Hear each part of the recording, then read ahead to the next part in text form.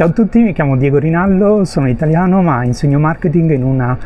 business school francese, Cage Business School, con sede a Marsiglia. Siamo nella bellissima Val Poschiavo e sono qui perché da parecchi anni studio il 100% Val Poschiavo, che è una marca territoriale che per me è molto interessante perché è un bellissimo esempio di come il marketing a volte non è solo marketing, ma è al servizio dello sviluppo sostenibile delle comunità e dei territori.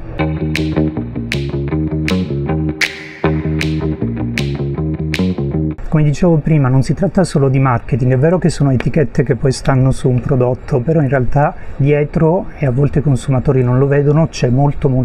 più che questo. Per me queste, sia le marche territoriali che le indicazioni geografiche, sono degli strumenti per mettere in rete degli operatori che magari è vero che sono sullo stesso territorio, però non necessariamente comunicano tra di loro, non necessariamente interagiscono e non necessariamente fanno delle cose in comune. Allora, le indicazioni geografiche, come le indicazioni geografiche tipiche oppure le denominazioni di origine protetta, sono notissime, le conoscono molto bene anche i consumatori. La loro specificità è che riguardano un singolo prodotto e una singola filiera. Le marche territoriali sono un pochino più flessibili perché permettono di mettere insieme più filiere, quindi magari produttori di formaggio, ma di tanti formaggi diversi, di vino, di salumi, di qualunque altra cosa, possono permettere di mettere insieme anche gli artigiani che non producono solamente cibo ma anche qualcos'altro, addirittura possono permettere di mettere insieme i servizi come gli alberghi, i ristoranti e via dicendo, e quindi permettono una rete che è un pochino più ampia, un pochino più a 360 gradi. Questo permette di creare sinergie molto maggiori, quindi non è che una è meglio dell'altra, però per fare alcune cose potrebbero addirittura essere meglio, perché pensiamo al Covid, sicuramente avere una base più ampia permette di creare sinergie maggiori.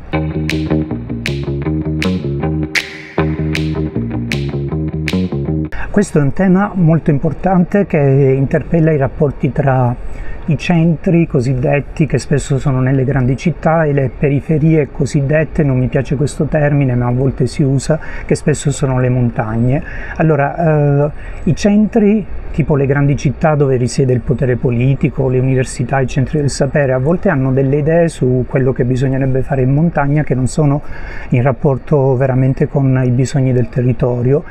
Questi scambi che tu hai menzionato sono importantissimi perché permettono di far dialogare le cosiddette periferie, e ci si accorge che le periferie hanno delle conoscenze incredibili, che magari sono più orali, che magari sono più tacite, e questi scambi permettono di creare delle comunità transregionali, transnazionali, transfrontaliere della pratica, e questa è una modalità di trasmissione delle conoscenze che permette veramente di creare delle strategie adattate ai luoghi.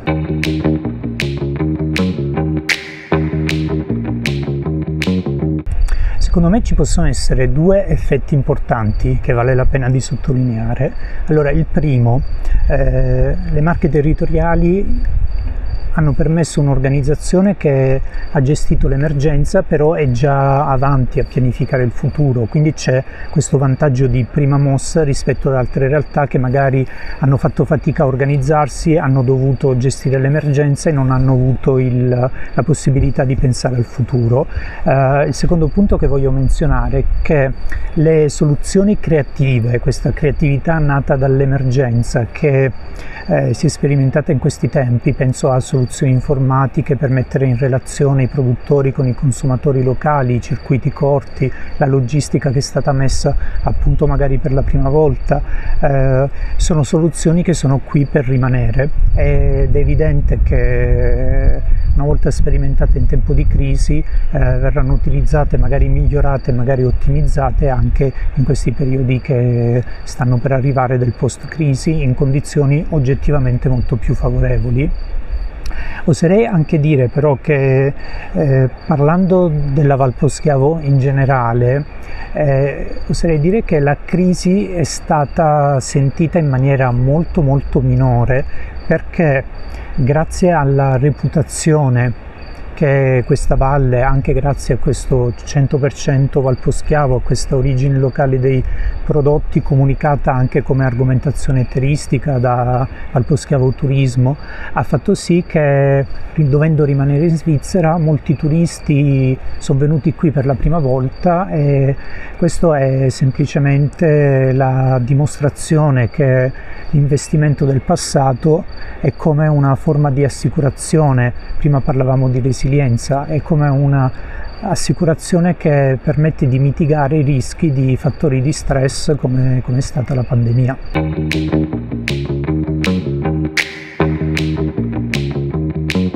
Quando si crea un marchio territoriale bisogna decidere innanzitutto due cose. Le decisioni devono essere prese bene, altrimenti poi ci sono delle conseguenze. La prima decisione da prendere è il perimetro dell'area che verrà coperta dal marchio territoriale. A volte quello che succede è che questi perimetri vengono imposti top down dalle autorità pubbliche che le disegnano lungo i confini amministrativi, ad esempio di una regione, di una provincia, di una comunità montana, di un cantone, di un dipartimento, a seconda di come sono organizzati i diversi stati. E a volte quello che succede è che sono territori troppo vasti in cui la gente non si conosce, fa fatica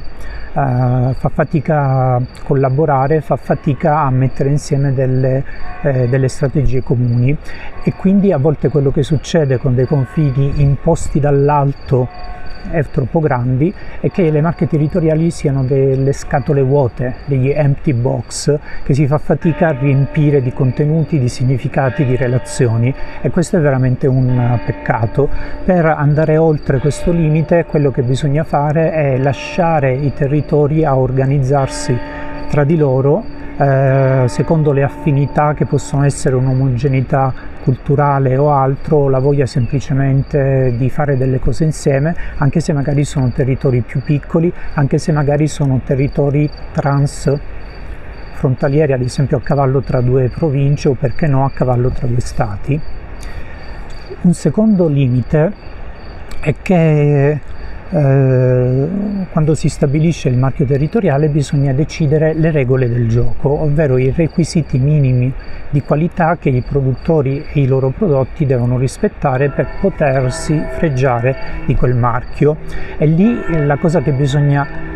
bilanciare è la severità delle regole, quindi un livello di qualità con un'asticella un po' alta, rispetto che però esclude per forza alcuni produttori che non sono a quel livello lì, oppure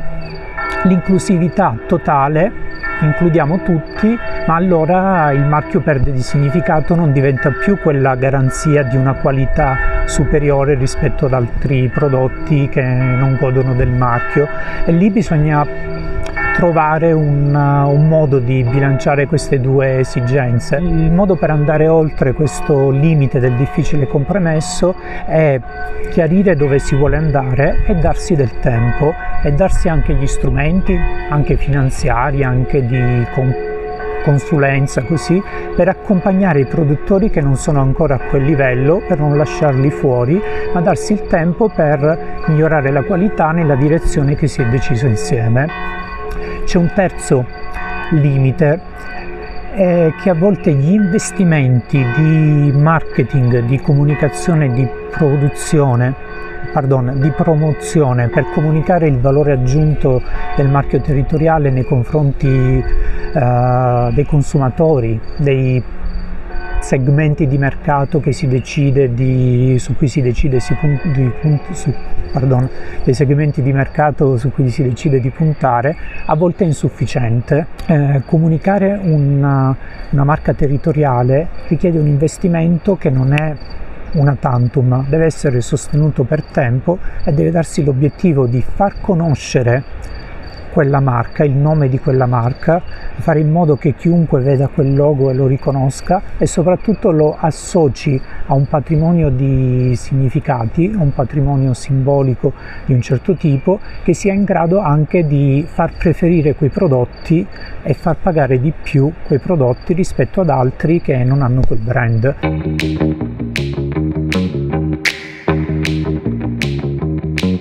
Certo, bisogna partire da un dato di fatto. L'agricoltura di montagna e la produzione del cibo in montagna costano di più che in pianura e dunque bisogna essere ancora più bravi a comunicare quel valore aggiunto.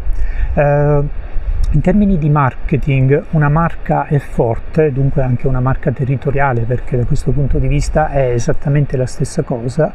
non solo quando è più nota di altre, non solo quando il patrimonio di significati simbolici associati è positivo, ma banalmente quando il consumatore è disposto a pagare un po' di più, magari un bel po' di più, per prodotti con quel logo sopra.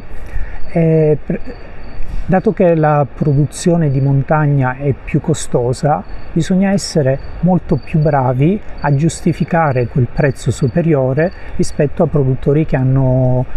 meno quel tipo di problema, perché riescono a produrre a un prezzo che si fa poca fatica a vendere. Ora, come bisogna farlo? Bisogna farlo con quello che adesso è di moda chiamare come storytelling, come raccontare la storia che c'è dietro al prodotto, e la storia che c'è dietro al prodotto deve essere la storia dei territori che lo producono, dei paesaggi produttivi che ci sono dietro, degli uomini, delle donne, dei loro savoir-faire. Queste cose qui permettono di giustificare quella differenza di prezzo.